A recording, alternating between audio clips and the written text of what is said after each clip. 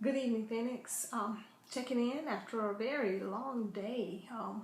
Put in about 11 and a half hours at my job. And so winding down. It's about 8:30 now on Tuesday. This is day 19 of our journey. And even though it's been a long day and I'm tired, I do feel like we're making progress. I feel like I'm making progress on my journey and toward more inner peace. Today was a pretty hectic day at work, starting immediately after Governor Nikki Haley's press conference. So for those of you in South Carolina, you know we are experiencing potential and preparing for an actual mandatory evacuation of the coastal cities and towns on tomorrow at 3 p.m. So we're gearing up, and we're all praying that it turns into nothing, and that Hurricane Matthew just turns and goes back out into the ocean. It doesn't affect anything and anyone. However, if we are affected, I'm praying and I'm believing that this is going to be another shining moment for South Carolina. Over the past year and a half, our state has been challenged in so many different ways, and every time we've risen to the call of compassion and being able to be there for one another as a state, as a community, regardless of race and socioeconomics and everything like that. So I'm ready for South Carolina to show ourselves strong again and band together in unity and show the world that we're not who they say we are. We have complaints, so many complaints about where we are and how backwards it is here, but for the most part, South Carolina has shown the nation that we're not who everybody thinks we are, as far as a state full of hate and isolation and division and stuff. So I'm praying that should there be the need, that we rise to the call. So keep us in all the South Carolinians and in the North Carolinians and anybody in this group. You're along the Florida, Georgia, South Carolina, all the way up the coast, North Carolina, Virginia on the coast. We all can be affected. I'm in the Midlands, so I won't get much more than rain potentially, but keep our brothers and sisters along the coast in your prayers, in your thoughts, and send good energy and vibes their way. That being said, I want you to reflect tonight and going into tomorrow as people that you know, you love, and may only be friends with on Facebook, are preparing to leave their homes, not knowing what they're going to return to in a few days, having to take only the most valuable, sentimental, valuable things with them in their car, whatever they can fit into their car, beyond their family and pets. If that were you, what would you do? What would you take? What would you value? What do we value?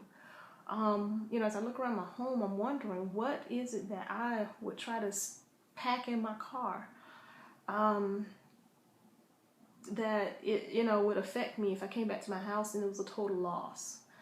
What things, if there are any things, and in that vein, I want us to think about what we value.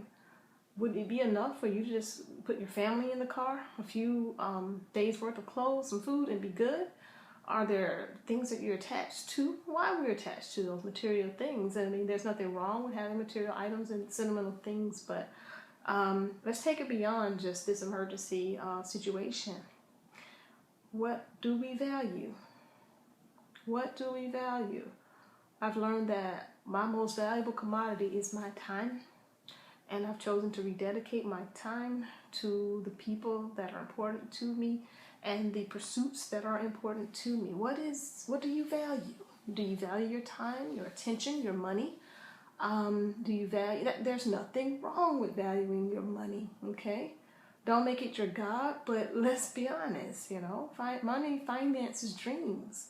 Money finances life experiences. So it's okay to value that and not throw your pearls among swine and waste it. Being good stewards of the resources that you have so that you can have good life experience, so that you can afford proper health care so that you can have shelter and a car and be able to provide for your children. So let's not get it wrong. We got to get it twisted. That if money and being financially stable is something that you value, there's merit in that. What do we value? What do we value? So, and how do we manage the things that are valuable to us? Would I know you in knowing you? Would I know what you value? Do you hide it or do you make it known? If you make known what you value, there's an instant boundary right there. I would never intrude upon. I would never impose myself into, or I would never take advantage of something that you value. So when I want to ask myself, because I have a lot of people who waste my time, but so do I make it known that my time is valuable to me, and how do I budget it? Do I allot time in very respectful, self-respectful ways? If my time is valuable, do I let people just run on and take and abuse my time? Same with you, your money, your loved ones, your name. Do you value your name and your reputation? Do you let it get soiled and So just think about that. What do you value as you're going into this, continuing on this transformation? What do you value? What are some things that are no longer valuable to you that you need to reprioritize and reorganize in your life? Okay, so some things to think on. No real homework, but if you want to share your valuables, then share them. That's fine. What are some things that you value? All right, Phoenix, you all get some rest tonight. Tomorrow will likely, for especially anybody affected by Hurricane Matthew, tomorrow will be, can be an intense day. So get yourself mentally prepared, get some rest, and let's get ready for South Carolinians. Let's get ready to band together and do what we have to do to be there for our fellow brothers and sisters. Everybody along the coast, Georgia, South Carolina, North Carolina, Florida. Pray for Haiti.